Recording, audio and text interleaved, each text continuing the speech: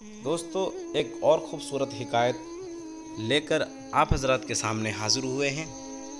ایک بچے کو اپنے باپ سے بڑی محبت تھی۔ اتفاق سے اس کا انتقال ہو گیا، اور جب اس کا جنازہ جا رہا تھا تو وہ لڑکا بھی جنازے کے ساتھ ساتھ چل دیا۔ رو رو کر لڑکے کا برا حال ہو رہا تھا، بڑی چیخ و پکار کرتا جا رہا تھا اور کہتا، اے میرے پیارے ابا، آخر یہ لوگ تجھے کہاں لے جا رہے ہیں؟ یہ تجھے مٹی کے نیچے دبانے کے لیے لے جا رہے ہیں۔ اے میرے ابا، یہ لوگ تجھے تنگ و تکلیف دہ گھر میں لے جائیں گے۔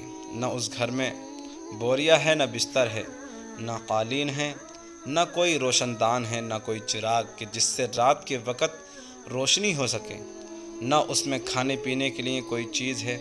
اے ابا، اس گھر کا تو دروازہ بھی نہیں ہے، نہ اس کی چھت ٹھیک ہے، نہ بالا خانہ درست ہے۔ اس گھر میں تو روشنی کا کوئی انتظام نہیں ہے، نہ اس گھر میں مہمان کے لیے کنویں کا پانی ہے، نہ آس پاس کوئی ہمسایہ ہے کہ جس سے کوئی دل لگا سکے اور جو مشکل وقت میں سہارا بن سکے۔ ہائے میرے ابا، تیرے پیارے جسم کو یہ لوگ تنگ و تاریک کے گھر کے سپرد کرائیں گے۔ اس گھر میں کوئی خوشی سے نہیں جاتا، غرض کہ وہ لڑکا اپنے باپ کی جدائی میں رو رو کر اپنا برا حال کر رہا تھا، اور ساتھ ساتھ قبر کے اوصاف بھی گنتا جاتا، اور دونوں آنکھوں سے خون کے آنسو بہاتا تھا۔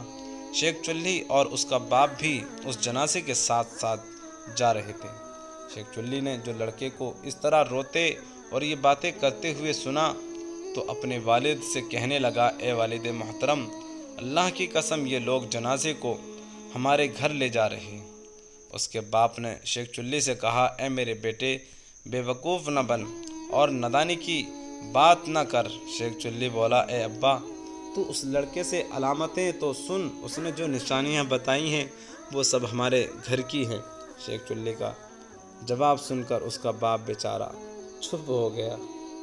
ایسی ہی اچھی حکایت سننے کے لیے ہمارے چینل کو سبسکرائب کریں، بیل آئیکن کو ضرور دبائیں، کومنٹ کر کے ضرور اپنی رائے پیش کریں۔